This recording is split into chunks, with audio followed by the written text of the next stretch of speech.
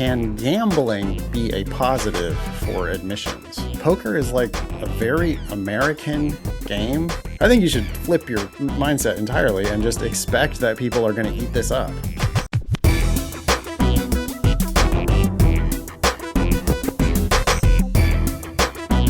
Hello and welcome to episode 551 of the Thinking LSAT podcast. I'm Ben Olson. With me is Nathan Fox. We're the co-founders of lsatdemon.com and the LSAT Demon Daily podcast. All right, this first item is about law school fees. Apparently user tradition gloomy 1775 on our LSAT Demon posted the breakdown of William and Mary's extensive fees. Yeah, this is r/LSAT Demon, by the way, if you want to join the conversation on Reddit, since we continue to be basically shadow banned from r/LSAT. You can go to instead r/LSAT Demon and have a conversation with demon teachers and students on that forum. So there's a breakdown of William and Mary's kind of crazy fees. This is from William and Mary's website. Okay. So there are 1, 2, 3, 4, 5, 6, 7, 8, 9, 10 items for out-of-state students. There's 10 items here. Mm-hmm. The big ticket items are tuition of $31,450. Mm-hmm. But then there's also a bunch of fees. Yeah. Tech fee, student faculty fee, building fees, facility fees. Several different building fees, a printing/activity fee. And then there's a general fee, which is the other big ticket item. The general fee is $2,816. And then they break that down as well? And then we have a breakdown of the general fee. What the hell? I don't know. It's absurd. I mean, can't we just have one number? Like, why don't they just be honest and give the tuition? Yeah, I mean, some of this is right. More information can hide information. I think so that's instead what's of seeing, happening. yeah, instead you of got seeing so a many massive line fee, items, right? Yeah. The student faculty fee, Ben, is $2.50. And so you see the $2.50 instead of the $31,450. Yeah, and you're also like, okay, yeah, this is classic. Let's bury the lead in a pool of just noise. Yeah. Well, and it's such a fiction anyway, right? Unless what they're saying is these are all of our actual expenses and the tuition is pure profit. I don't think that's what they're saying. But it kind of gives that message, right? It's like if you're breaking out $2.50 for the student faculty fee, then why don't you break out what the tuition is? It's just crazy. Anyway, the $2,816 in the general fee includes 1, 2, 3, 4, 5, 6, 7, 8, 9, 10, 11 items under auxiliary services. Subtotal. With a subtotal. And then another 1, 2, 3, 4, 5, 6 student activities fees with its own subtotal. You know what's annoying about this is when they actually just give you one number for fees, you recognize that it's largely a scam. It's just another way of saying we're trying to charge you more without saying so. Just show me one number. What's the actual price? I don't give a shit. Just show me one number. This is annoying because if you're a student, right? Okay, and you're thinking about this school, it's like Kaplan Arena operations, $186. Oh, also, by the way, tennis center costs $17. You're like, dude, I don't play tennis, but I got to help maintain your fucking tennis center. Right? Like, it's just annoying. Yeah, bus service, $45.50. Yeah, I don't take the bus. I plan on walking. Yeah. Yeah. It might be interesting just to read. Okay, so here's the fees. There's a health and wellness fee, bus service fee, integrative wellness center fee, student unions, Kaplan Arena operations, general auxiliary, telecom/networking, PC maintenance. You're like, I use Mac. Vomit. Yeah. Yeah. Intercollegiate athletics fee of $1,200. What are you doing? You're subsidizing the sports teams? Hell yeah, you're subsidizing the sports teams. And you're going to law school? Tennis center, $25 to the ID office.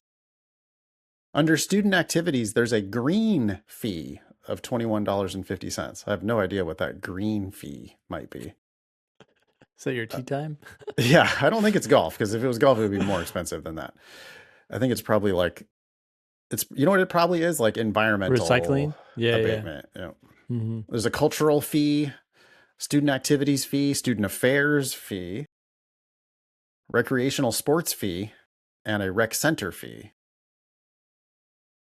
Anyway, it all adds up to $28.16, and they really should just lump that in with the tuition and all the other fees, because the only number that matters to anyone is the bottom line total, $35,419. But we would be remiss if we did not point out that the ABA reporting requirements on the 509 report, they are allowed to say that they don't give full tuition scholarships if the scholarships don't cover the fees. I would anticipate that rule is going to incent schools to do more of this, not less, right? Instead of, it's making the transparent, it's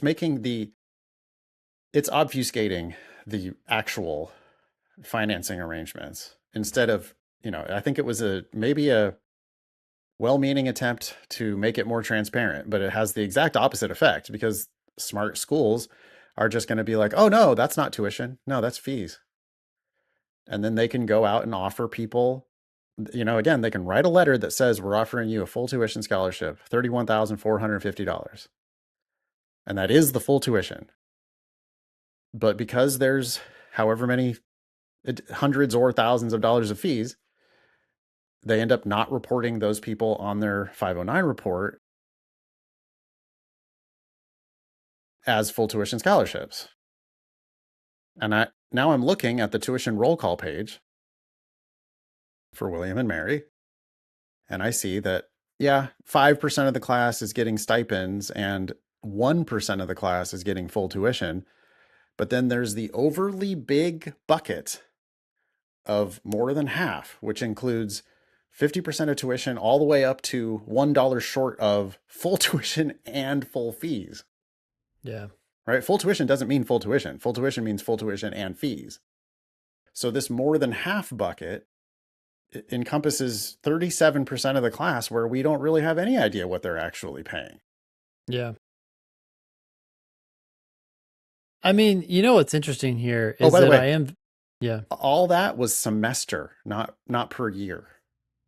Wait, the 31? Okay, yeah. So it's actually like 63 or something? Yeah, and the fees actually are like $6,000 a year.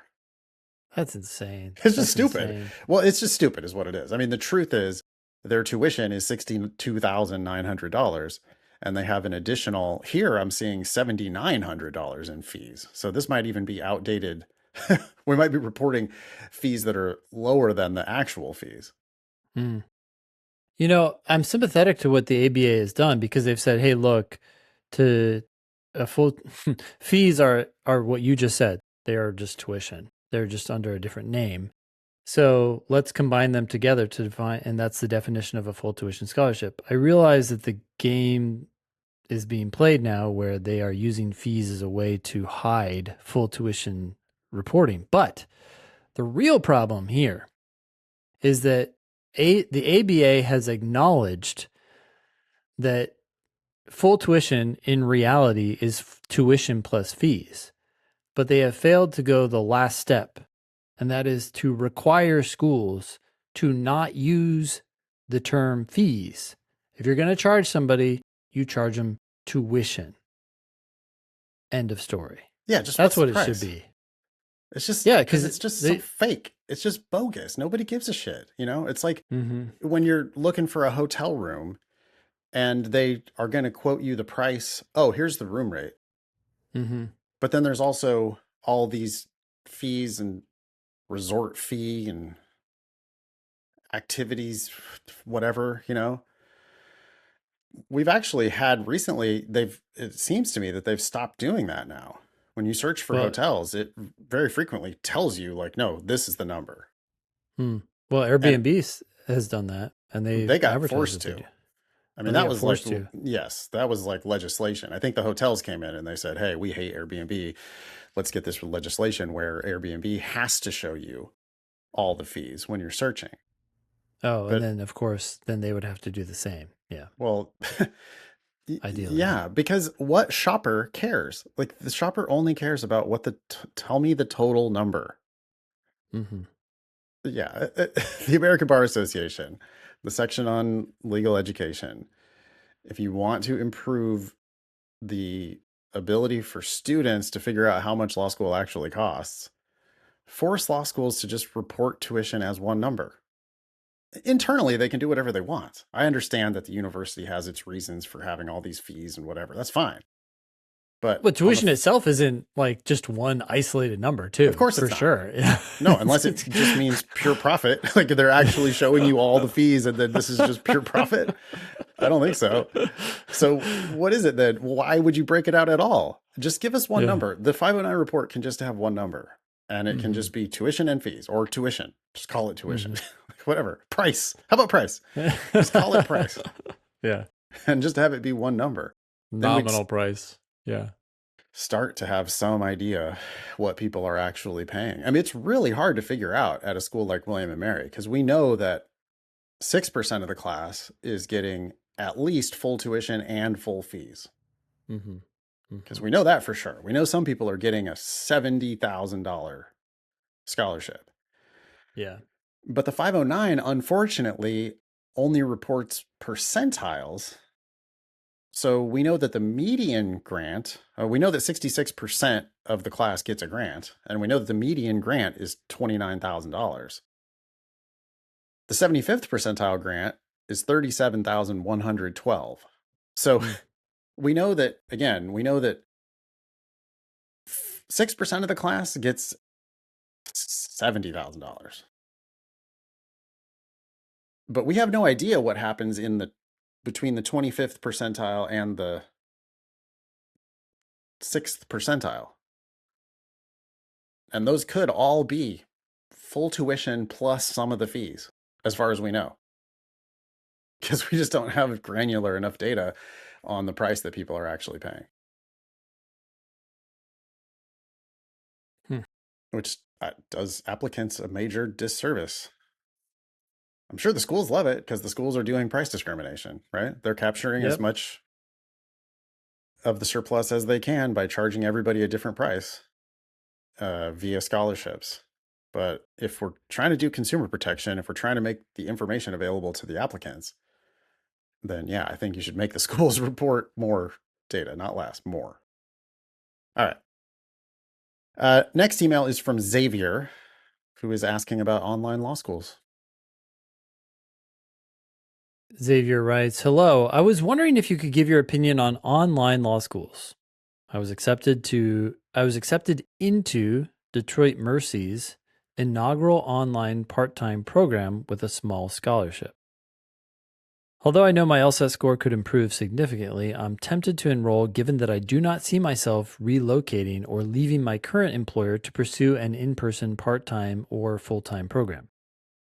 Should I try and change my perspective on online schools or in-person programs and apply next cycle with a better score, or go for it and enroll? Is the experience worth the risk or the debt? Thanks in advance."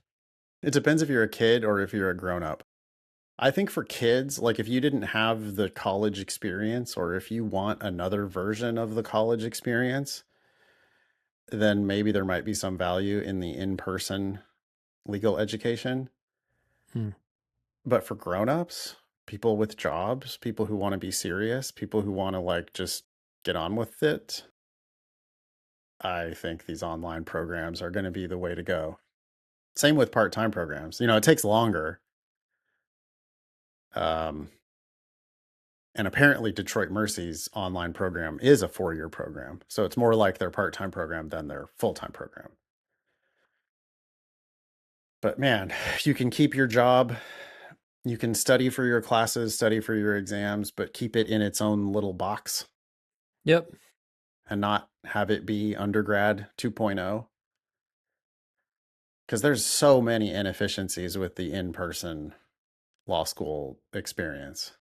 I mean, just on and on and on. It's amazing how much they disrespect their students' time.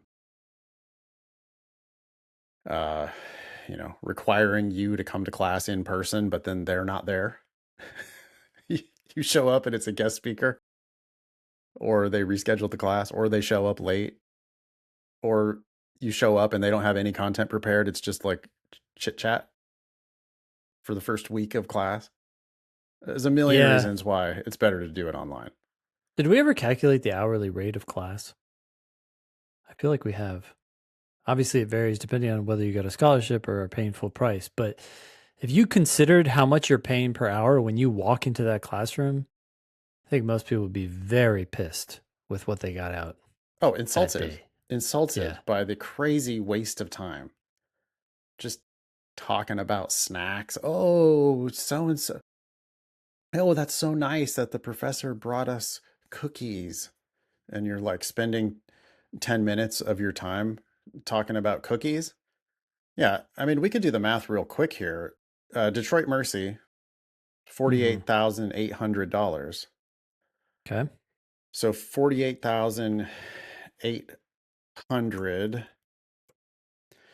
divided by, what is it, 14 weeks of school, 28 weeks of school per year, divided by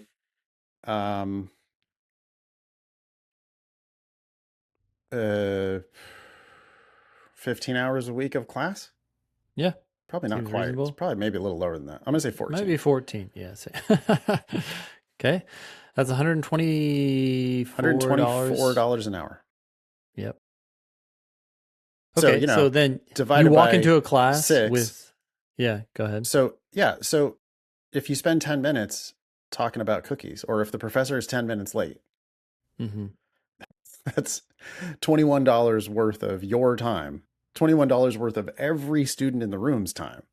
That's what I was going to, right? Like, if you have a class with 50 people, they just paid $6,200 for that experience. For that 10 minutes.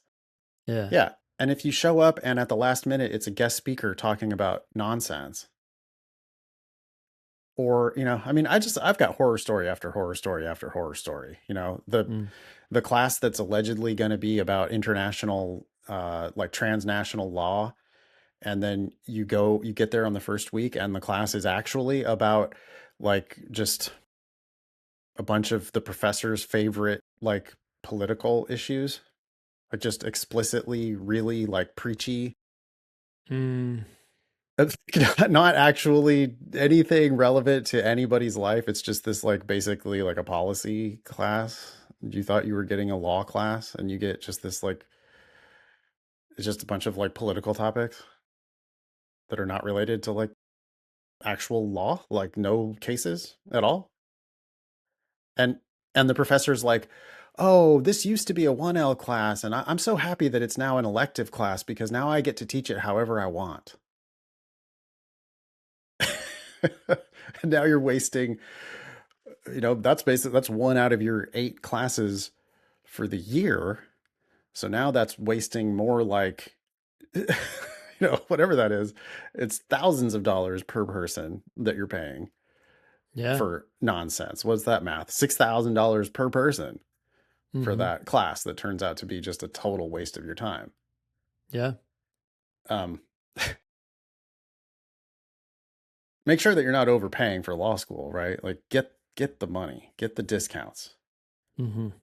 But furthermore, if you're an adult person with a job and we have now these options to do online law school, you're going to be able to do it so much more efficiently if you don't have to commute to school and waste your time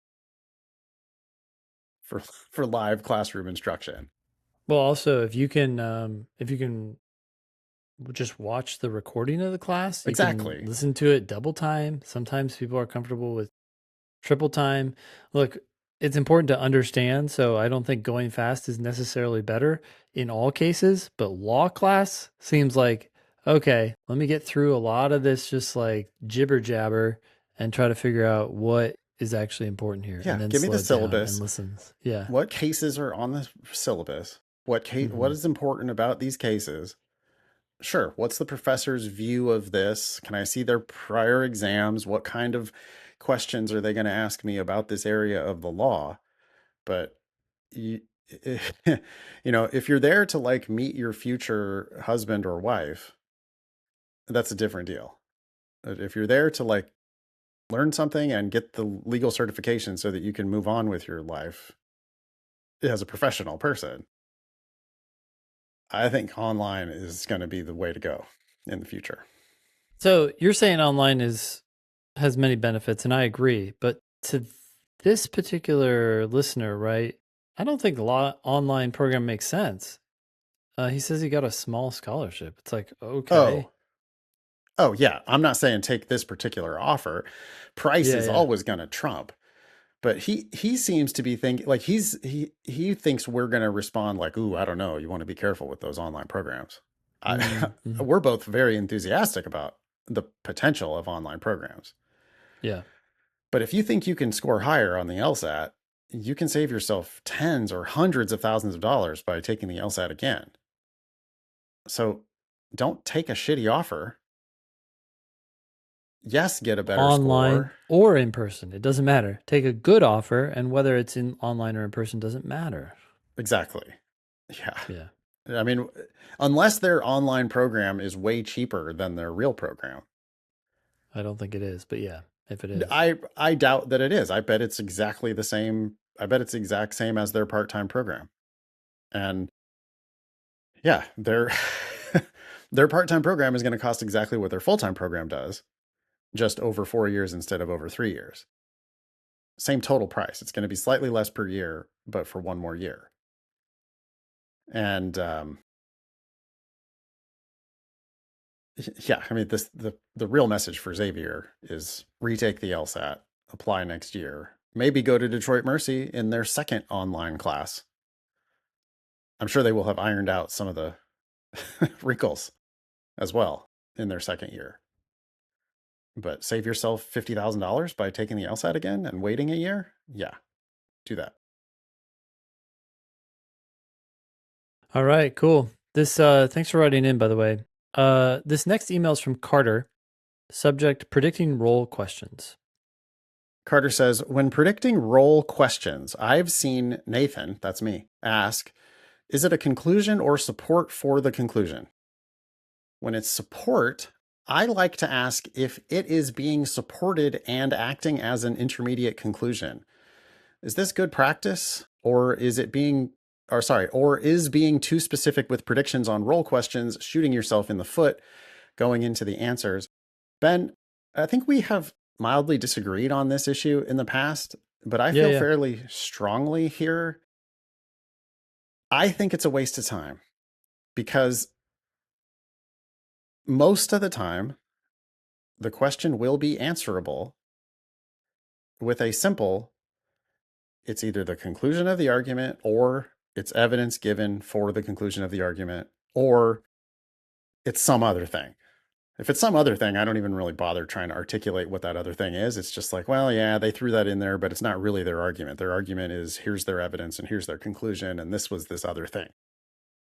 I feel like students can keep it simple by, and by the way, this is all after you've read the question. So we never even would have done any of that when we were just reading the argument. Reading the 100%. argument, you're Yeah. like, what's the conclusion? What evidence do you have? And why is this bullshit?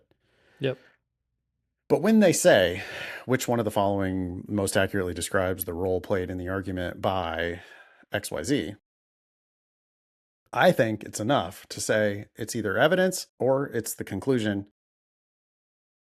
And then if it turns out to be something more complicated than that, the answer choices will always show you that. So I feel like it's a waste of time and an overcomplication. But what do you think? Yeah. So in a role question, right, they often ask, hey, what role does this particular claim play in the argument? And they Yep. quote the claim. I will go back to that claim, and like you're saying, at a bare minimum, I am asking myself, okay, was this evidence for the conclusion or was this the conclusion? Do you even have to go back though? Because you just attacked the argument, right? I mean, I think you know what the evidence is, you know what the conclusion is. So when they ask you, what role did this part play? You know if it's the conclusion or not, right? Yeah. I'm trying to think. I do feel like I go back, Huh. and I don't know if that's a function of teaching. Right. But yeah, I there are certainly obvious cases where you're like, oh, that's the conclusion. And then you've That's answered it. the question End of without the going analysis. back. Yeah. And there certainly are cases where you're like, oh, that's the evidence, or even that's the opinion of other people. So it's some sort of Like background the information. opposite of the conclusion, potentially. Yeah, totally. That's So the thing that yes, this author thinks is wrong. Yeah. yeah, I could definitely see a lot of cases where I'm reading the question and I immediately know the answer.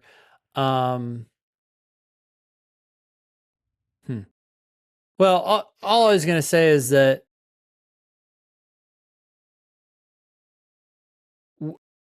when they ask about a specific claim, right? And I don't feel like it takes that long, but I look back at that claim, it's often very obvious to me that it's either evidence, a conclusion, or sometimes an intermediate conclusion. So when you say it adds this level of complication, I am sympathetic to that because I can see people Yeah. where it's not obvious to them and they're struggling, but there's a Right. lot of times where I'm like, yeah, I can see that's clearly being used as evidence for this claim, but it's also itself a conclusion because the next claim right after it supports it. And I remember that as part of the analysis, right? I think when you're looking for gaps in an argument, they come when the author draws any conclusion, Right. including intermediate conclusions. So Right. as soon as they do that, I'm like, well, no, not necessarily, Yeah. because you don't have to conclude that on the basis of this evidence. So I guess. in some ways that pre-work has already been done. Sure. So I don't And find it to be complicated. Yeah. yeah, but you're also like a high level expert. You're not just an expert. You are an expert who has been teaching as an expert for a decade plus, right?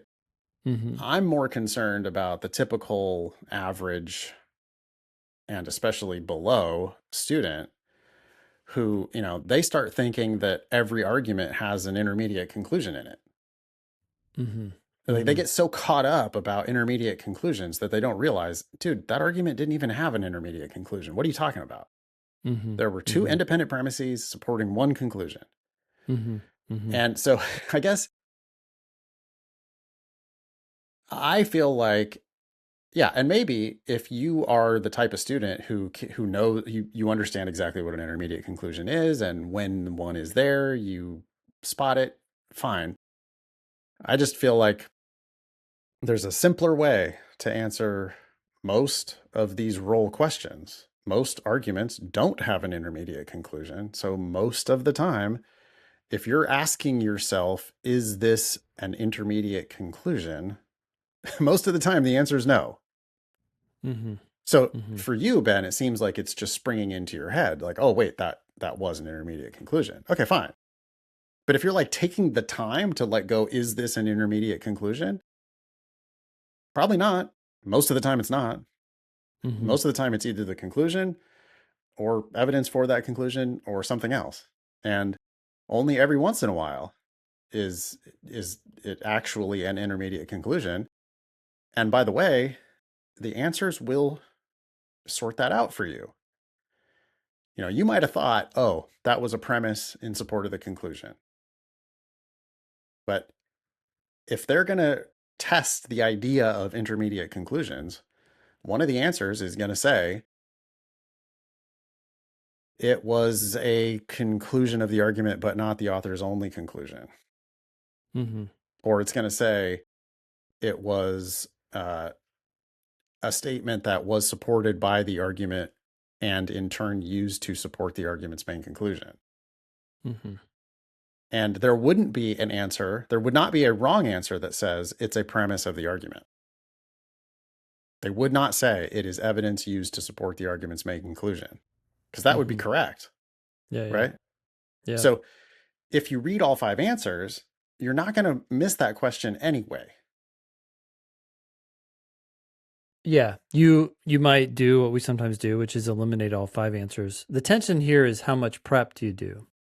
There is something very satisfying about like, oh yeah, that's an intermediate conclusion. And then lo and behold, you find an answer that describes that in a way that you just said, right? Oh, it's a conclusion, but not the only conclusion. And you're like, yes, that's exactly what I'm talking about.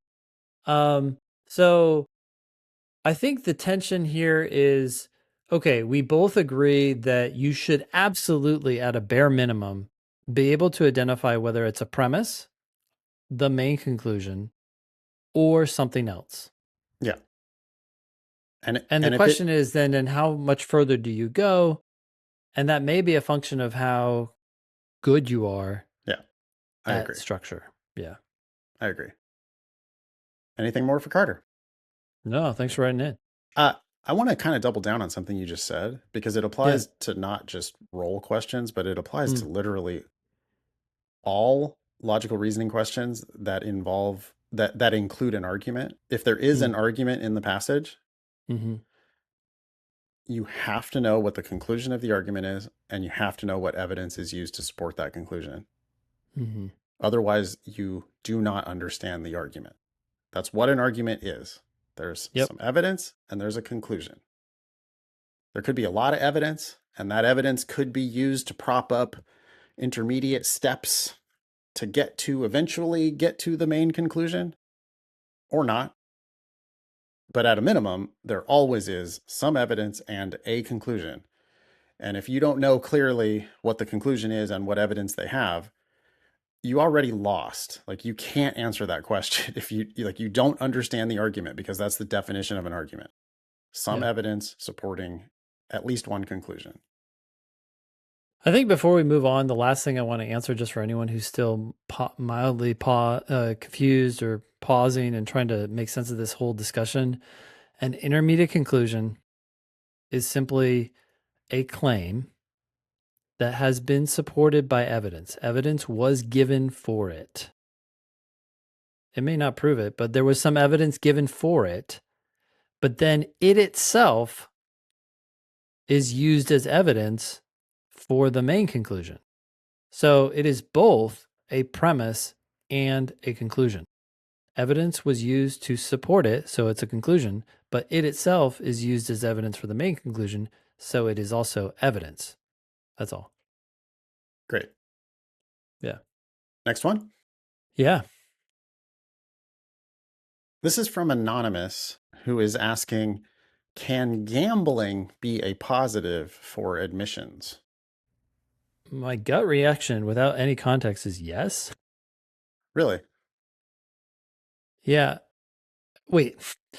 I want to know what the gambling is referring to, but if it's in referring to like taking risks with applying broadly, that kind of gambling. No, let's read the email.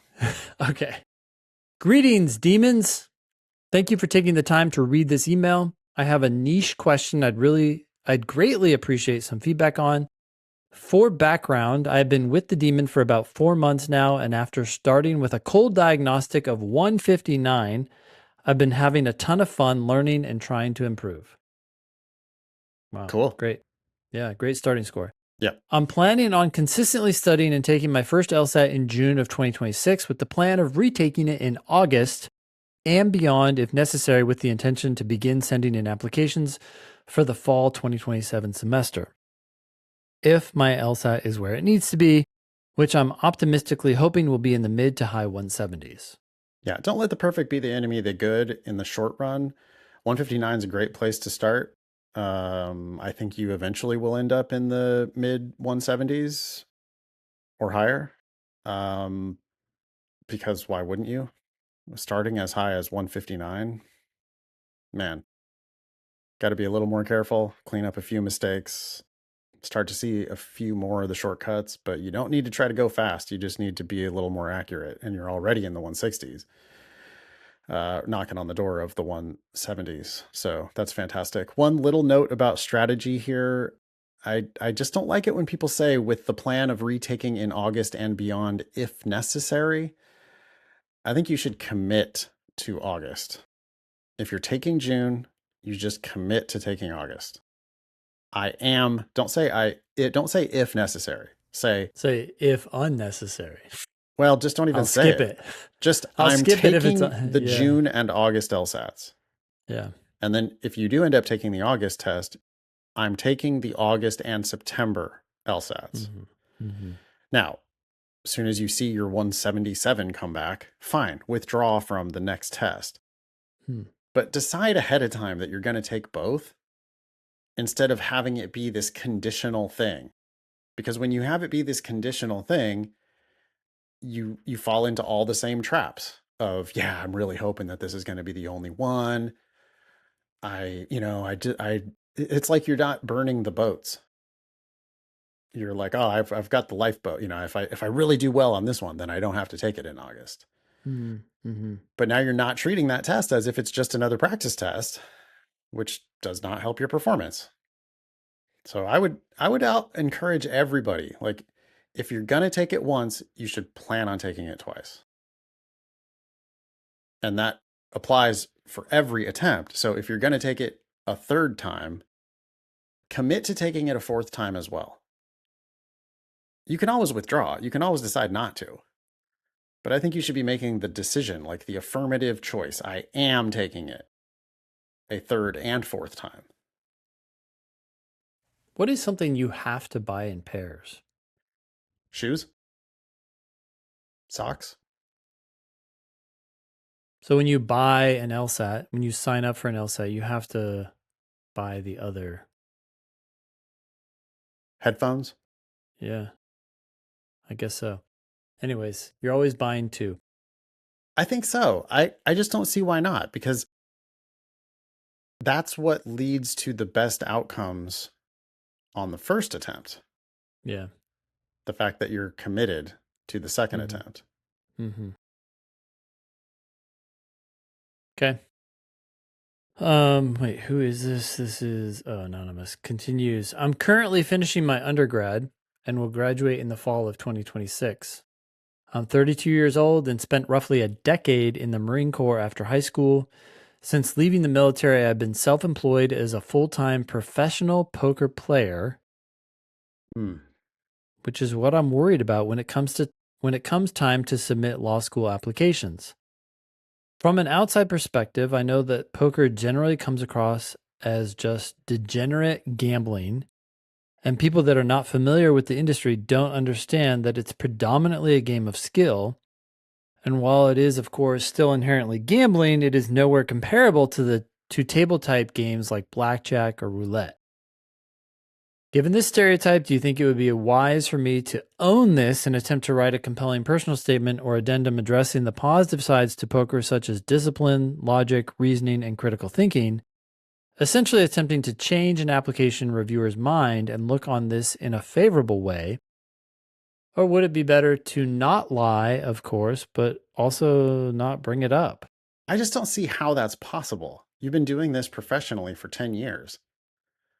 Your resume is going to have a gigantic gap in it if you don't talk about being a professional poker player. Wait, hold on. I don't... Oh. 10 years? Has he been doing it for 10 years? Well, either way, I agree with you, though, that you have been You're right. Yeah. It's not 10 years. He's 32. He spent roughly a decade in the Marine Corps after high school. Graduate high school at 18, Marine Corps till 28. 28, so maybe 4 years. Still kind of a gap. If you don't have any jobs in 4 years, I don't know what you're going to write. I mean, I suppose you just go back to the Marine Corps and hope that they don't look into it. Look, I think it's best to own it. I think it's on your resume. I agree. I think this is something you have to address, but I would not address it directly. I would address it indirectly by talking about what you do, or whether this is in a job or sorry, a personal statement, or addenda makes it more like, oh, I got to explain myself. I think there's a way to just talk about it that shows the intellectual rigor without protesting and saying, oh, by the way, this is not just gambling. Like, as soon as you say that, people are going to just fall into their side. And I mean, it's 2026. It's not 1996. Mm-hmm. The poker boom happened in like early 2000s. Mm-hmm.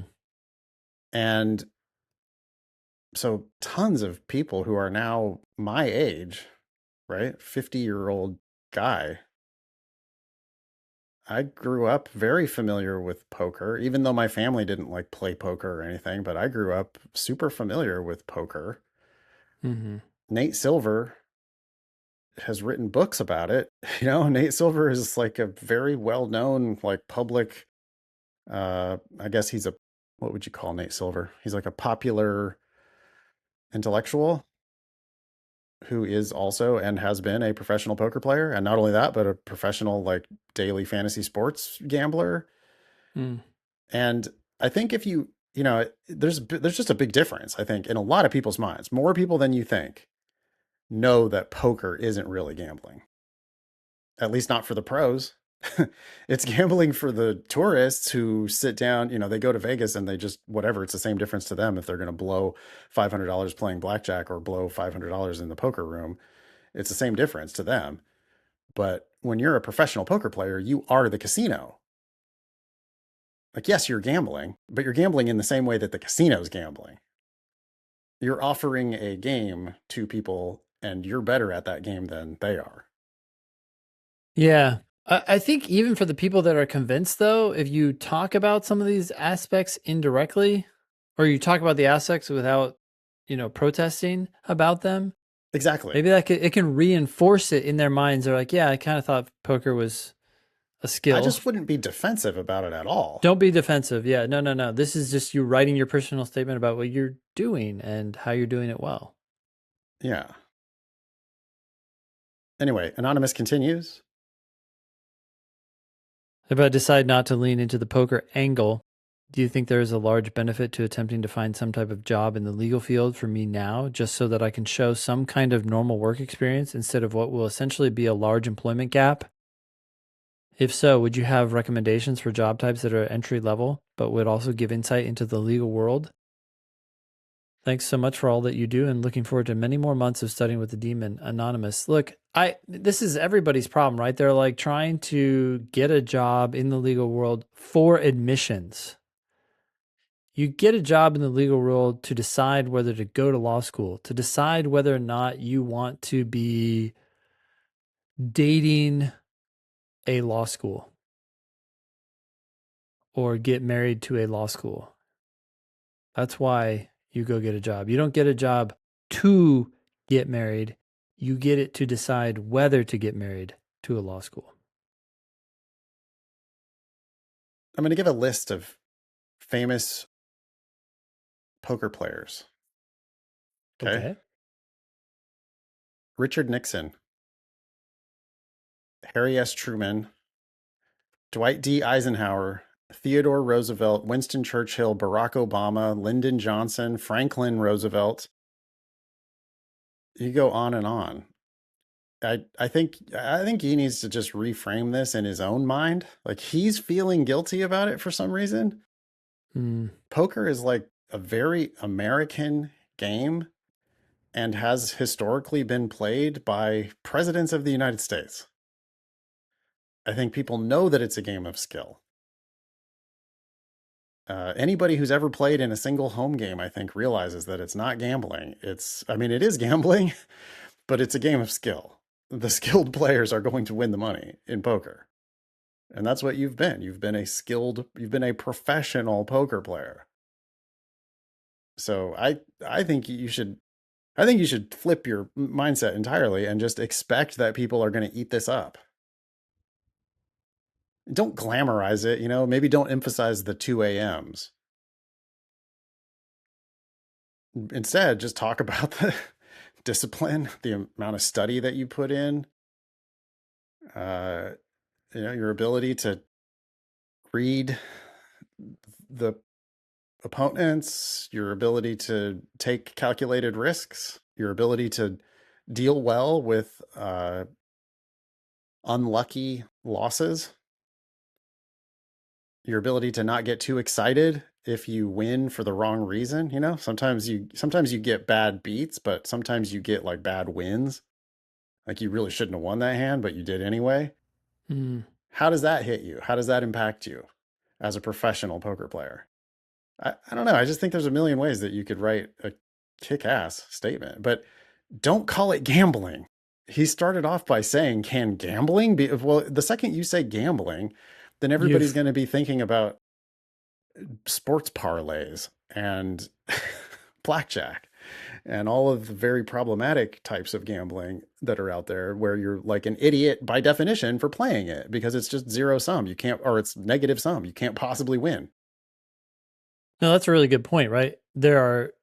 I've heard people say that in arguments, a lot of times the argument is won or lost before it even starts because of the way it's simply framed. Yes. And you're framing it as like gambling. Okay, now you've already lost. Now you have to dig yourself out of a hole. Yeah. And framing it as being on the defensive. Right? If you come at it from an angle of, I know you might think that this is gambling, but it's really not. You're putting yourself like you've already 10 steps back. Yeah, you framed it poorly for your own interests. On the other hand, if you say, yeah, here's the kinds of tough stuff I've had to do as a professional poker player, you might have already won at that point. Yeah. If it's me reading it and I see, oh, this is a professional poker player, or if it's Nate Silver reading it, oh, this is a professional poker player. Or if it's somebody who read a biography of Dick Nixon or whatever and goes like, oh yeah, wow, okay. Like the people who are professional poker players are extremely savvy at a lot of other things. You've already won before you even start, depending on how you position it. Last thing, do you think he should get a job in the legal world just to decide whether or not law school is right for him? Very likely, yes. Because otherwise we don't have any reason for why Anonymous wants to go to law school. Like, why don't you want to keep playing professional poker? Do you really understand what lawyers do? Do you actually want to do that kind of work? So that would be a good reason, but I still wouldn't write my personal statement about it. Not unless you had put in a couple of years of like serious effort. Yeah. You're going to make yourself look like every other 22-year-old if you get some internship at a law office and write about that. That's not good. All right. This next email is from Peyton, 4.0 UGPA and no official LSAT. The subject is LSAC Guided Plus. Hello, Ben and Nathan. I love the Demon platform and appreciate your consistently clear, simple approach to the test. I have been studying with the Demon for 3 months now, and before I was using a different prep company that, in many ways, increased the amount of work I had to put into studying by literally making me unlearn their gimmicks. Okay. Since studying with the Demon, my scores have gone up steadily. My diagnostic score was a 149 in August of 2025. Currently, I'm PTing in the 168 to 174 range.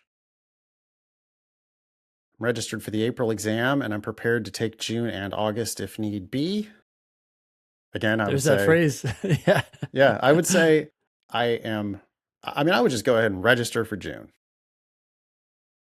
I'm registered for the April and June exam, and I will take August if need be. And then as the June test approaches, or if you do decide that you're going to take the June test, I mean, you should decide up front you are going to take the June test. But unless you withdraw from the June test, then you also register for the August test. Yep. Always have a pair of upcoming tests, not just one. Anyway. Ooh, you know what it's like? It's like toilet paper. You don't buy toilet paper after you've used the last roll. That's true. That's a good point. That could be a messy situation. Good one. Thanks. Thanks, Nate. Thanks for taking that analogy and running with it. But yeah. That's the idea. Mm-hmm. Peyton continues, I applied to the LSAC Guided Plus program back in December, and I was just notified that I was accepted into the program. The name of the program has always irritated me. The name of the program is LSAC Guided Plus. One of the requirements, if I accept the offer, is to take the August LSAT. Well, shit, if you're going to take June, then you definitely should take August. Yeah, okay. Yeah. So Peyton says, I was planning on taking June and August if need be anyway, but I'm not sure if it would be smart to commit myself to August, as committing myself to an inescapable LSAT journey seems quite daunting. Wow. Boy, you got to flip your mindset on that, Peyton. Mm-hmm. Mm-hmm. If you're taking June, you have to take August, regardless of whether you do this program or not. If you're taking June, take August. Just commit to it for the reasons we've previously discussed. Perks of the LSAC Guided Plus program. Perks are 2 free LSATs, so I would be able to use that for June and, of course, August. I get credential assembly service reports. I think you get like 6 of those. I get score preview on the 2 tests that I take. And law forums with participating schools, which that's like timeshare sales. Yeah. Those forums are going to be like they're trying to sell you on their schools. That's it.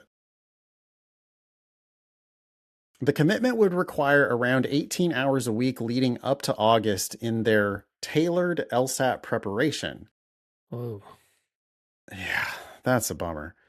To have completed 3 law school apps before December of 2027, which I was planning to have long done by then anyways, as well as attending their forums for which they have no descriptions, which I just got to think that those are going to be sales pitches, right? Mm. I'm really skeptical of the tailored LSAT preparation. Yeah, I feel like you're going to be competing with bad ideas, and you have to filter them out.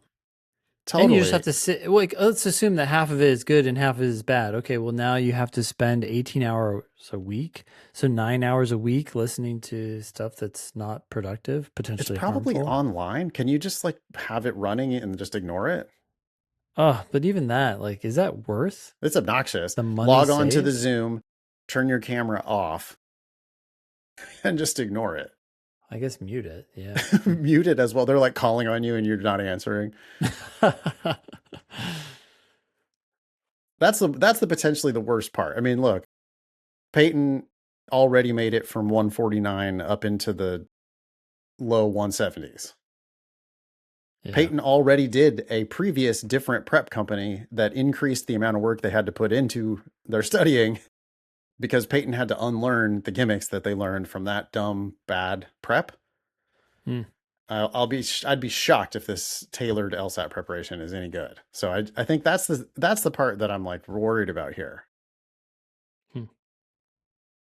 Anyway, Peyton says, I've already made monumental progress keeping my head down and sticking to the demon way, so I'm not sure this sort of commitment is worth the monetary relief. It seems like it may be a large time commitment to things that, at the end of the day, may not make much of a difference in my law school outcomes. I would say might also make your law school outcomes worse. Yeah, it could. 100%. By wasting your time on the LSAT, by confusing you about the LSAT, making it seem harder than it actually is. You know, people who think the LSAT's hard teach it in ways that make it hard. And that confirms their belief. Yeah, no, it is self-fulfilling. Whether you think it's easy or hard, you're right. Because it's a self-fulfilling prophecy. So I just don't know what this prep is, but I'm really skeptical about other prep, especially because this is like our way is so obviously working for Peyton. Again, Peyton from 149 to a high of 174, doing it our way. What possible benefit does Peyton get from doing some other type of prep? Yeah, you're paying 18 hours of your time a week to get these discounts. How much are those discounts actually worth in dollars? Well, I think the bigger problem here, and this might not apply to Peyton, but it applies to so many people who do this program. The you need to take the LSAT at this time and you need to apply by this time in this cycle is just, it adds stress and it forces people to do things before they're ready. and it shows that, their incentives might not really be aligned with yours. Their job, they're a Law School Admission Council is a member organization. Who are the members? Well, all the law schools. Yeah. Think about that for a second. So, yes, they provide a test, which is useful to the schools for ranking people. But here they're serving two masters. They're like, it's a low income program, right? It's for people who can't afford some of the services, and they do end up getting. Producer Jacob added it up here. They get $848 worth of services. 2 LSATs, the credential assembly service. Oh, looks like there's law school application fee waivers. So the report fee, the $45 credential assembly service report fee, you get 3 of those. So anyway, you add all that up and you get $848. And so on the one hand, they're doing you a favor, but then they're also trying to do the law schools a favor by forcing you onto a specific timeline, forcing you to sit through a bunch of presentations from law schools, and forcing you to apply to law school this year. And none of that is necessarily to your benefit. Now, if you're already planning to apply anyway, maybe you do get the $848 of value out of it. But how many hours of your time? What's the hourly rate here, Ben? 18 hours a week plus the forums. Yeah. Oh, geez. Let's just start with the 18 hours a week. How many weeks? Seems like it's through August. March, April, May, June, July. Say 5 months till the August test. Okay, so 22 weeks, maybe. We're already halfway through March, so maybe it's 20 weeks. Okay. 20 times 18. 360. So less than $3 an hour. If we assume that this LSAT prep is worthless, and if we assume that he can't skip it, you could be honest with him. You could say, hey, look, I'm already scoring 174. I don't want the LSAT prep. But I feel like they'll say, oh, well, you can't do the program unless you do the whole program. At which point, maybe you just walk. Yeah, you're getting paid $3 an hour. Can you do something else that would pay you more? You could work 1 hour at McDonald's and make $18 an hour or $20 an hour, depending where you are. And then use the rest of your time to do actual LSAT studying instead of, bad LSAT studying. I feel like I just really worry that this LSAT prep could be actively harmful to someone like Peyton. Well, you combine it all together, right? Questionable LSAT prep, which may include good advice and neutral advice and almost certainly some bad advice, along with the restrictions on when you take the LSAT and when you must apply. The pure distraction. Time is your most valuable asset. The problem that you're trying to solve here is money. So do you solve that by applying to this program or doing something else? Even asking friends and family for help. Say, hey, I'm trying to apply to law school. I'm short a couple $100. Are there people in your network who would help you? I mean, I think the most direct way is just to work more hours, but Yeah, it is only $848. Like you don't have to work that long to accumulate $848. You certainly don't have to work 18 hours a week for 5 months to accumulate yeah. $848. Yeah. So it seems like there's several easier ways. You could just thank them for admitting you and say, yeah, I've decided to do my own thing on LSAT prep. Maybe they'll give you I mean, I guess it does look like these are the same benefits you get if you get the LSAC fee waiver. So I wonder if this can be converted to an LSAC fee waiver, or if you already got the LSAC fee waiver.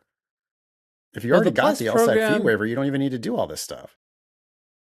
yeah. So it's two separate programs, right? Earlier you mentioned that this program was for people who are financially disadvantaged, but I think it's specifically for Oh, minorities. underrepresented groups. Yeah. It's called Plus, Guided Journey. That's what it's called. Bizarre.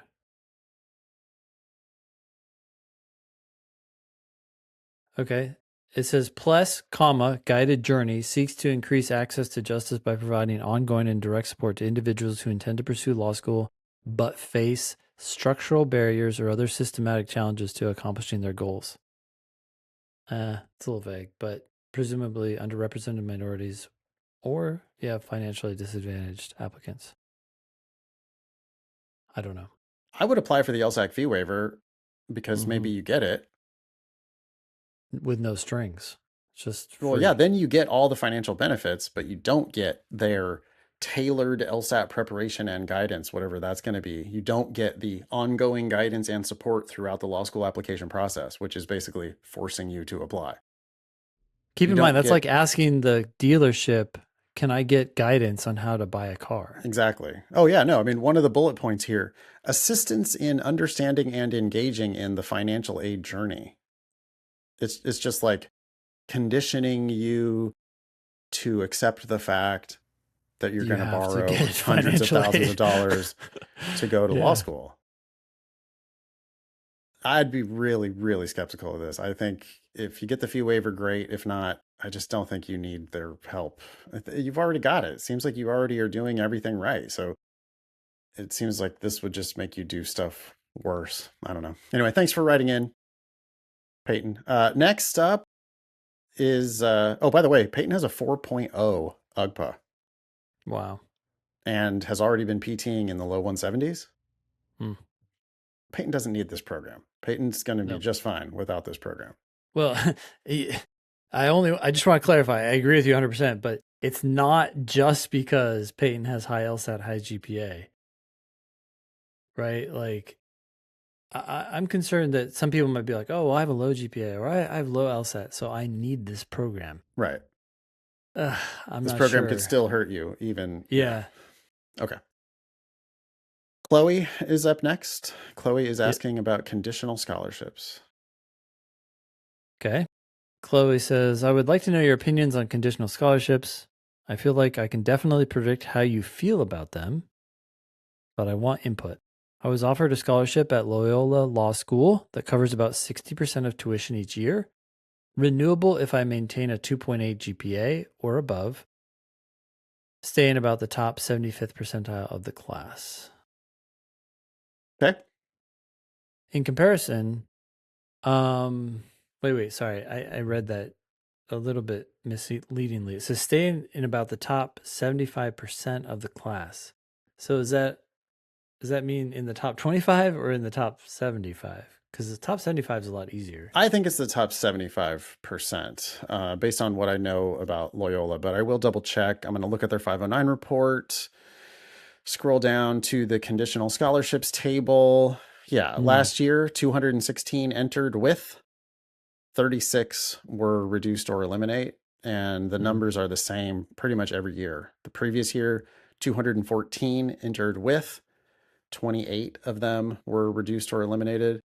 Year before that, 222 entered with, and 39 reduced or eliminated. So this is not a scam here. This is not a rug pull. This is, they do give conditional scholarships to like almost everybody. That's crazy. They're giving conditional scholarships. Boy, Loyola's a lot bigger than I thought it was. Damn. Okay, but yeah, out of 980 total students at the school, 605 of them are getting grants. They do not give a lot of full tuition or more than full tuition, 1%.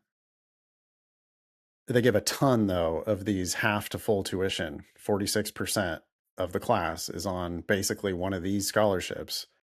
Yeah. Their 50th percentile grant amount is $45,000.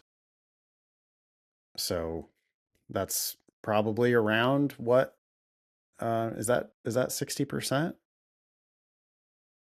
Yeah, that's around 60%. So that's probably what this is. It's basically a $45,000 discount off of a 71,400. That's a hell of a price to pay. But Loyola is not the worst offender, 38% of the class at Loyola pays full price. That's higher than it is at most schools. I mean, that's way higher than it is. That's way higher than the national average of people who actually pay full price. Yeah. How can they charge so much for a regional law school? I don't know. Yeah. Location, I guess. It's downtown Los Angeles. Probably so. Yeah. Okay, Chloe continues. In comparison, I was offered a full ride at Chapman with the same conditions, but feel way more hesitant about it because it is a notoriously predatory school. About half of those with the scholarship lose it. Their scholarship retention rate is about 50%. They are requiring I stay above a 2.9 when their 1L curve is a 2.8. This feels like a betting game, and I'm not even really considering it anymore. Yeah, I don't think you need to consider that offer. That does feel terrible to me. I mean, on the other hand, Chloe knows the game. But, sure. Still, the fact is that 50% of the people who get this scholarship are going to then lose it. And the game is rigged against the scholarship recipients. Yeah. It's crazy, like all you have to do is probably the curve at Loyola is a typical B- curve, 2.7. And they're saying all you got to do really is just beat it 2.7. Well, beat it a little more than beat it. You got to be a 2.8. And that can be harder than you think because they might not give any A's at all. Like A's might be super rare. Still, fact is most people at Loyola keep their scholarship where half the people at Chapman lose it. And there, it's like by definition, you're going to lose it. Half the people are going to lose it. Wait, no, not necessarily, because I'm looking at Chapman right now, right? And it says that 43% of their class pays full tuition. Okay, so then scholarships are going to 47% of the class, 57% of the class. And it says what 59% they're saying on the 509 on the table, 59% get grants of the whole school. Oh, interesting. Yes. Oh, because I'm looking at full-time data. But okay, so a little more than half are getting scholarships, and what they're saying is you gotta stay in the top half. Not just in admissions, but as a student. So if all the scholarship people beat all the non-scholarship people, then maybe they could keep their scholarship. Some people would lose it, right? Some people still lose, yeah. So by definition, right? So even it surprises me that so many people pay full price at Chapman. But since everybody else How is are on they a conditional scholarship, conditional scholarships, man, and people are dumb. People don't read. I shouldn't say that they're dumb because I really don't want to be insulting about it. Instead, I'm going to say people are ignorant, that they just don't know how this game works. And they, it's a scam, dude. They come to you and they say, Oh yeah, it's a conditional scholarship, but all you have to do is maintain a 2.8. Or yeah, wait. No, well, here 2.9, right? And the curve Oh, is a 2.9. 2.8. Oh, Yeah. and their curve Eh, is a 2.9. A Yeah, 2.8. and a 2.9 sounds like a shit GPA. They're like, "Oh, what are you talking about? I've always had a 3.5. I've always had a 3.8." Yeah. Well, I mean, probably Yeah. not at Chapman. Oh, wow. Their median GPA is 3.7. That really surprises me. Their 25th percentile GPA is only 3.3. Still, even at the That means 25th percentile, everyone, yeah, thinks that 2.9 is yeah. easily No, manageable. and they Yep. pick those numbers like I'm sure they pick those numbers. That's the trap, they set up the trap. Mhm. And Mhm. every year, I mean, we should like make this explicit because that is pretty obscene. Every Wait a single sec. year. Dude, is there a problem then with our estimator because it's reporting what scholarships exist at the school in its entirety rather than what are offered first year? Oh, well,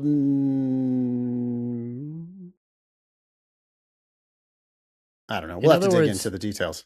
yeah, we'll have to dig into the details, but maybe the scholarship estimator is underestimating First year scholarships first because year of scholarships. conditional scholarships. Yeah. So Yeah, so any it's only school, gonna, it yeah, only affects schools that offer conditional scholarships. But I think you're right that at the schools that offer conditional scholarships, you should actually expect better first year offers than what the estimator would show. Because the estimator is based on this table on the 509 report, which is about the whole school, not just last year's 1Ls. hmm Interesting. The numbers might also be low then, right? Because the percentile grant amounts are about the whole school, and tuition goes up every year. So presumably the yeah. grant amounts go up every year. Hmm. So if anything, yeah, the estimator is being conservative, which that's the side we would want to miss on. Yeah. I mean, I should make it explicit here though that like at a school like Chapman, yeah, in 2022, 2023, 110 people entered with conditional scholarships. 50 people lost them. hmm Picture was a little bit prettier in 23, 24. It had 100 people entering and 36 lost it. Picture was a little worse the year after that because 84 entered and 36 lost it. But you got to just assume that at Chapman, yeah, you've got like a 30 to 50% chance of losing your conditional scholarship. hmm Where at Loyola, it's more like 10% was losing their scholarship. Hmm. That doesn't make the Loyola offer great. No, you still have to look at what you're gonna pay. You're focusing on the discount they're giving you, the 60%, but you got to flip that and focus on the 40% you need to shell out. Do I actually want to pay that much money? Am I going to get $30,000 per year of value out of a Loyola JD? I'm still shocked that both Chapman and Loyola Have can so get many so people that many pay full people to price. pay. Yeah, and they have Harvard prices, 63,000 or whatever. Yeah, That's crazy. there's so many people who go to law school at all costs, right? And maybe that's why there end up being so many unhappy former lawyers, like people that go to schools like this that pay full price and then they realize, oh wow, the outcomes are not what I was expecting they would be. Now some lawyers are perfectly fine coming out of Loyola, but there's going to be a ton of people at Loyola and even more people at Chapman who are going to graduate and then just not end up having successful legal careers. Okay. So Chloe continues, I'm located in Southern California and I want to stay in the region to build a network and hopefully end up practicing here. I'm playing with the idea of waiting until next cycle or taking the Loyola money. The only thing holding me back is my pride, to be honest, and the idea of commuting. My only rebuttal to waiting is I'm not positive that I could get my score up to the point where I could get into UCI or UCLA, as my GPA is unchangeable and sitting at a 3.7. I'm not certain, mainly because of how drastically scores and GPAs have inflated in the last couple of years. is it even worth it to wait, maybe get my score up from a 164 and possibly end the next cycle with the same outcome and possibly less money? This is a long spiel, but thanks for taking the time, Chloe. We don't know anything about Chloe's LSAT journey. You know, if Chloe like kind of half-assed prepared and took it once and got a 164, then why don't you think you can score higher? Did you have practice test scores that were higher than 164 at all? Or is like 164 the best you've ever done? That said, I don't think I've ever heard anybody wait a year and get worse offers the following year.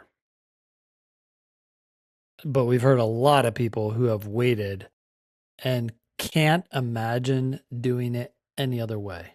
Oh, yeah. No, life-changing. It can be a life-changing decision to wait. Like a positive, life-changing decision to wait. It frequently It's a lopsided is. bet, right? It's a lopsided yeah. bet to retake the LSAT. It's a lopsided bet to wait. Because the cost is nothing. The cost of waiting is nothing. You wait another year, you spend some more time doing some LSAT prep, you spend some few hundreds of dollars or few thousands of dollars preparing for the LSAT. Maybe you get another year of work experience, which is only a good thing for you. If you get a few more LSAT points, that directly translates into scholarship offers. Schools are so explicit about it. They put you into buckets based on your LSAT and GPA. Yeah.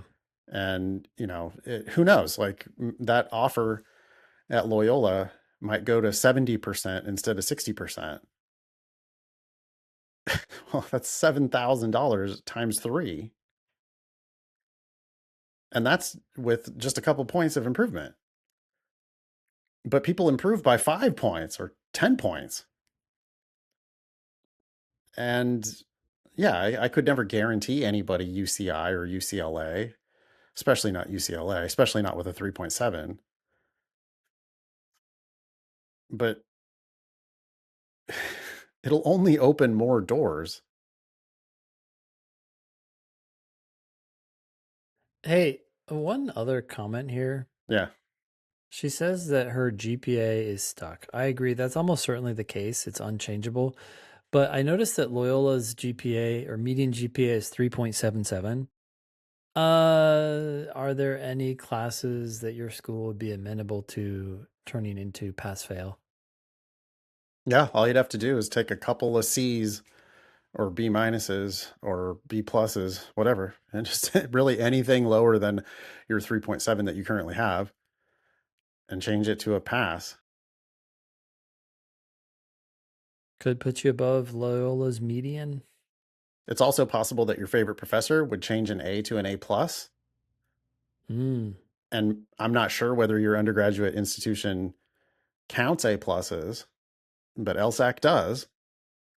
So if your school doesn't count A pluses, if you could get them to change an A to an A plus, you could potentially actually change your undergraduate GPA. That's the type of thing you would do if you waited another cycle. You might as well try those things. Yeah. But you could definitely improve your LSAT. I don't see why I mean, you know, it's not ever going to be a guarantee. You're right that maybe you try your best and you don't improve. But how many attempts do you have remaining? All it takes is one good day. And if you've got attempts left, you've got bullets you haven't yet fired, and you don't have any like super great offers. 60% tuition is, you know, very middle of the road at Loyola. So unless you've, like if Loyola is your dream school or something, even then I feel like you could get a better price. Yeah. All right. Thank you, Chloe. Thank you.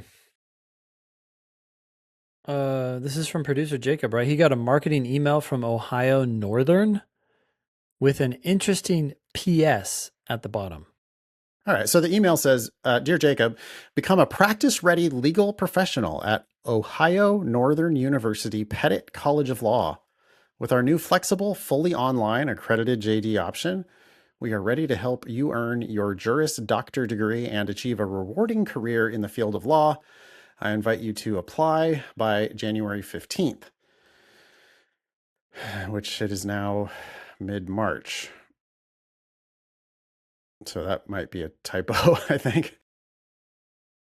Enrich your resume, Wow. not just fill it at ONU Law. For more than 140 years, we have developed relationships with local courthouses and legal firms, and we have meaningful placements that will get you out of the classroom and into the courtroom. Plus, we guarantee 100% placement in one of our legal clinic and externship programs. Big deal. I mean, those 100% placement in one of them for one semester, probably. And who knows how. I mean, that's another thing, like clinics. They sell the shit out of these clinics. Then you get there, and the reality of the clinic is that it's like the first week, you go around the table and what animal would you be if you could be any animal? What's your spirit animal? Yeah. And then there's like all kinds of training that's required. And then you end up helping like 3 clients. And then, that's the end of the semester, before finals, the clinic ends. And it's just like this they make a big hoopla about it. And I mean, there are better clinics, but there are bogus clinics. Well, that they have, when they're claiming 100% placement, that means that they're deliberately creating clinics to fulfill that marketing pledge. Right. Yeah. And maybe they have some that are actually good, but those will be competitive to get into. And then if you can't get into those, then they're going to guarantee you placement in one of these, just. Yeah. Cockroach rights or whatever. Yeah. Submit your application and receive these exclusive advantages. No application fee. Holistic review process. Automatic scholarship consideration. Okay, none of those are exclusive. What do you mean exclusive? They're offering that same shit to every applicant probably, and every school does. So what? An admission decision for our in-person / residential program in approximately 3 weeks, and our online program in 4 to 6 weeks. So they're gonna promise you they're gonna decide fast. Why do you think their online program is slower?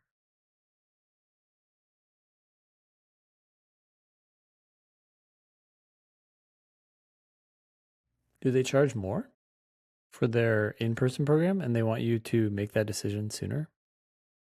Bird in hand sort of thing? Or the online program is provisional, so they're like actually going to have higher admission standards for the online program to make sure that it's successful. I don't know. Who knows?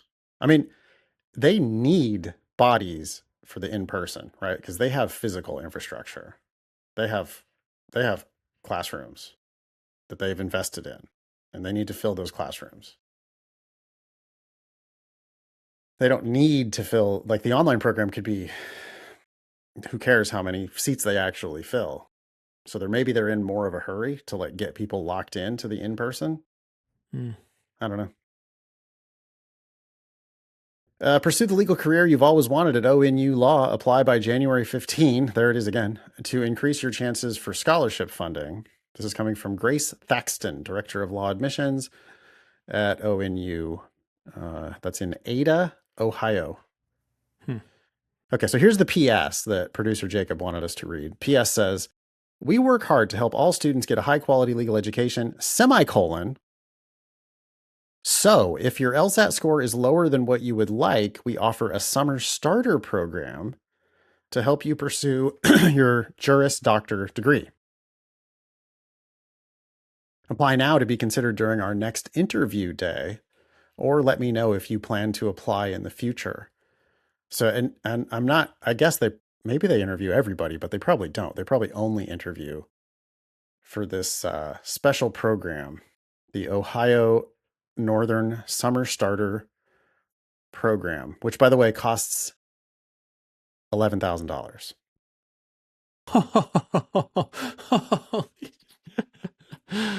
Well,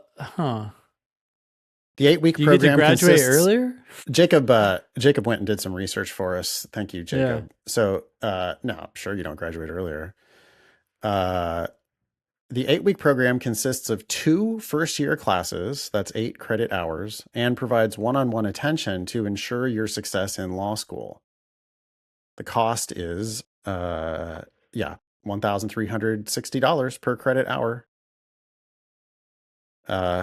Fall and spring semester, you pay $11.78 per credit. So you actually pay more for these over the summer credits. Looks like you do get credit for the classes. I mean, it's basically going to be like, okay, so you're going to take property and torts or whatever over the summer. And then I'm sure that means you have a lighter load in your spring semester. Or sorry, in your fall and spring semester. Yeah. In your 1L year. So you're paying $10,880, but you are getting credit for it. It's just that you are paying, what is it? Well, you're paying $200 more per credit times 8 credits. So it's, I guess this route costs $1,600 more. Well, the bigger cost, you say $1,600 more, but it's really, you're just walking into full tuition. Look at the you're guaranteed not going to get a scholarship. Yeah. Summer starter students have until the end of their spring semester to establish or maintain good academic standing. What? The Summer Starter program is a non-conditional program. You're automatically enrolled in the fall class following your acceptance into the Summer Starter program. But then you have to maintain. You can get kicked out, but you can't walk away. And you can't get kicked out in the fall either, because it says you have until the end of spring semester. So you could like fail your summer classes and fail your fall classes. And then you have until the end of spring so they can get the full 1 year of tuition out of you to get into good academic standing. So they're going to get full tuition from you plus a little bit more. So it's like a negative stipend, right? Because you're going to pay full tuition plus even more during these summer months. Summer Starter looks beyond LSAT, it says. Yeah. There's a picture here of a very serious young man. Notice he's taking his notes by hand. He's not wasting his time with a laptop. In fact, there's no laptops in this entire photograph. Yeah. Okay. Summer Starter looks beyond LSAT. What if your LSAT score fails to reflect your academic potential? Our Summer Starter program is the answer. This innovative program is designed for students who excelled as undergraduates but received a lower LSAT score. After completion, you're automatically enrolled into the fall entering class. Our Summer Starter students often become some of our highest achievers, ranking in the top 10 in their class. What does often mean? It happens, but we don't know how often. Yeah, this is an LSAT lesson. When the LSAT says often, you say, how often? Exactly. Because often just means sometimes. And I'm sure that that's, this is technically true, right? This is going to be literally technically true that sometimes the Summer Starter students end up in the top 10. But their suggestion is, the Summer Starter program gives you like an advantage. Yeah. And there's just no way that's true. It says this innovative. Yeah, sorry. I had to cringe. Their median LSAT is a 148. Ooh. Yeah, median GPA 3.36. So we're going to be at the very bottom. I suppose the bottom could be lower than this, but we're going to be at the very bottom of the ABA rankings. Yeah. So it's just a money grab, basically. Because it's not even, I was thinking it might help their rankings in the sense that it says it's designed for students who excelled as undergraduates. Whoa. So they're trying to get like higher GPAs. It's like WashU's strategy of super splitters. Yeah. But what? Check out the new scholarship estimator, Ben. Looks great. This is the first time I've seen it. Go to lsatdemon.com/scholarships. We've been talking about this tool for years, but we just came out with a new version of it, and it looks clean. It looks awesome. Yeah, that's great. Cool. More information being conveyed at a glance. So that's fantastic. Great job. Congratulations to you and the team. This looks awesome.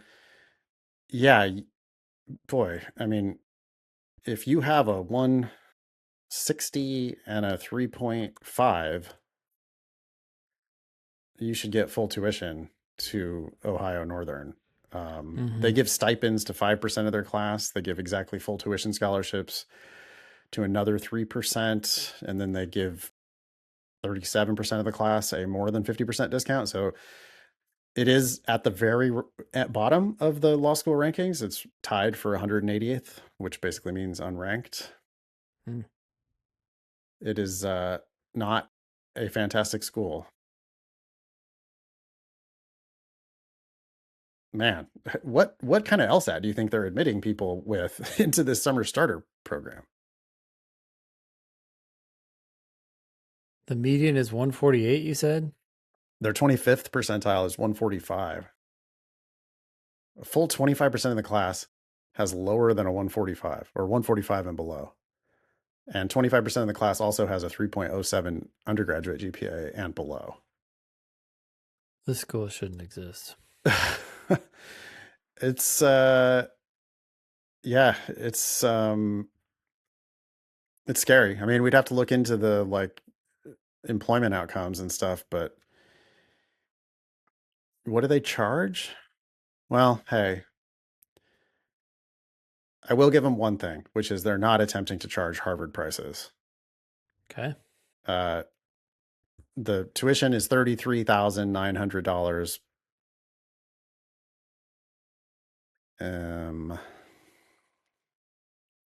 No fees. So yeah, you know, it's boy, like compare that. We were just talking about Loyola.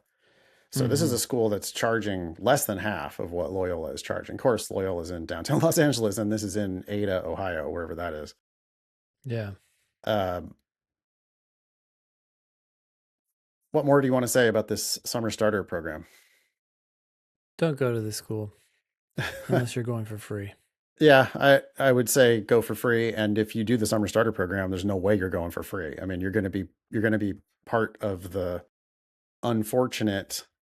What is it here? How many people actually pay full price? 11%.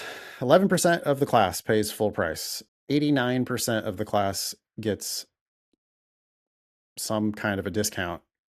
And yeah, the summer starter folks are not going to be getting that discount because why would they? It also seems like very like what is it? Broad brushed marketing. Like, did they actually think that Jacob with his numbers would be like, oh yeah, summer starter program? Huh? Yeah, they're just spamming it out to everybody, right? It might just be by geography or something like that. But yeah, they don't have any information about who Jacob actually is, because if he's working for us, that means he's scoring in the 170s. Yeah. And he wouldn't go to this school even if he were offered a full tuition scholarship. He would not be going to the school. All right. Well, thanks for sharing that, Jacob. Word of the week. This word was suggested by Demon team member Robert. Apparently, he saw it in test 109. We are going to read a quote from the Athletic. By this article is by John Greenberg. It's Indiana lawmakers vote 95-4 to advance bill to fund new Bears stadium. Chicago Bears? Is their stadium going to be in Indiana? I don't know. Lawmakers who spoke Tuesday were universally effusive, which is the word of the week, effusive. Lawmakers who spoke Tuesday were universally effusive about the possibilities of a stadium in Northwest Indiana, with politicians from both sides of the aisle lavishing praise on each other and on Indiana House Speaker Todd Houston, who is a Republican from Fishers, for a strong, unified approach to the legislation. Okay, so everybody's happy to bring something to Indiana. Yeah, effusive means happy, right? Marked by the expression of great or excessive emotion or enthusiasm, effusive praise. It's always positive, right? That's my at least understanding of effusive. I never hear anybody talk about effusive criticism. So no, it's always effusive praise. Yep. Or this is interesting. Check out the etymology. Mm. Archaic meaning of it is pouring freely. The third definition is characterized or formed by a non-explosive outpouring of lava. So if you're on the Big Island in Hawaii and you Yeah. look down into the active crater, you might see effusive rocks. And what that means is rocks where there's actually like either it was formed by lava flows or you see the you see the lava flowing. You were just in Maui. Did you go up the mountain? Did you see any volcanoes when you were there? We didn't see any volcanoes, I although mean, we it's not did an a active nice volcano. Yeah. Oh, so then I don't know what we saw, but we did do a nice hike that was mildly challenging but very beautiful. February weather, you know. You didn't So bother going up to the summit. we did not. Yeah. It's a long drive up there, but I mean, the whole island is basically effusive rocks, right? Those islands wouldn't be there if it weren't for outpouring of lava. But isn't that interesting about effusive meaning like pouring out? By the way, you said long drive. It is a long drive to get to the top of that mountain. But Yes. my nephew and his twin brother, who are wild outdoors oriented folks, They go all the way around. they hiked up that mountain. Oh, they hiked it. Yeah. Through the middle of the night and met their family when they arrived for the sunrise in the morning. That's beastly. They That's were a good. cold. Yeah. Yeah. When you climb up above the clouds, it's cold up there. Yeah. It's weird. And wet. And they had to like hack through some. They weren't on a trail. They were like just. I guess they were on a trail, but the trail, They I just don't look know. at the mountain and go like, "Oh, let's go up there." Okay. I don't Just know. start Yeah, walking. but their hands were all cut up, so it was a Oh no. yeah, it was a journey.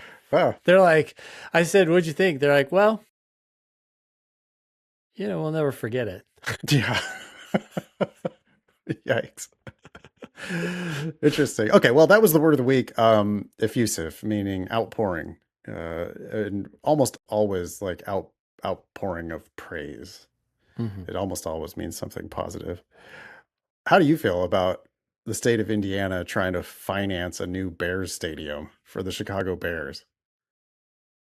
I mean, it sounds like typical, let's try to bring money revenue to our state. But all it really is giving away money to some billionaire who owns the Chicago Bears. I mean, if stadium financing is the biggest scam in the world. Yeah. When will municipalities learn that you don't actually make money by publicly financing these giant facilities for organizations that are owned by billionaires? But 95-4 in the Indiana legislature. Everyone's a big fan. I mean, hey, everybody's Bears fans in that part of the world. It's true that Northern Indiana is really close to Chicago anyway. I mean, there's a lot of people. I've got a buddy who commutes to Chicago from Northern Indiana, so I get it. But just the fact that public financing of stadiums is just it never brings the kinds of jobs or the amount of jobs. It's just purely sports fandom and spending taxpayer money on being Bears fans. Ooh, it's like that fee at William and Mary for the tennis center. People are used to it, I suppose. Yeah, people went to college. They're big fans of, whatever. They're college football fans too, probably. And so they're used to financing football with their money. So that's all this really is, It's like, oh, sure, we buy them a stadium so that they can pay more money to their players. And keep making billions of dollars of profit off of the NFL. That shit's wild. All right. Anyways, if you want to, go ahead. Yeah. If you want to get all the words that we've talked about on the show before, you can go to lsat.link/wow. That's WOW. And you can see all the words. And actually, there are links to the specific places in the episodes where we discuss the words. Be LSAT famous. Please ask questions or share news with us on our website, thinkinglsat.com, or on our socials at lsatdemon. If you do write in and you have an LSAT or GPA number that you can share with us, please do. If you have questions about the demon, email help@lsatdemon.com. You can also check out our other podcast, LSAT Demon Daily. That was episode 551 of the Thinking LSAT podcast. Thanks all y'all for listening. Nice knowing you. Don't pay for law school.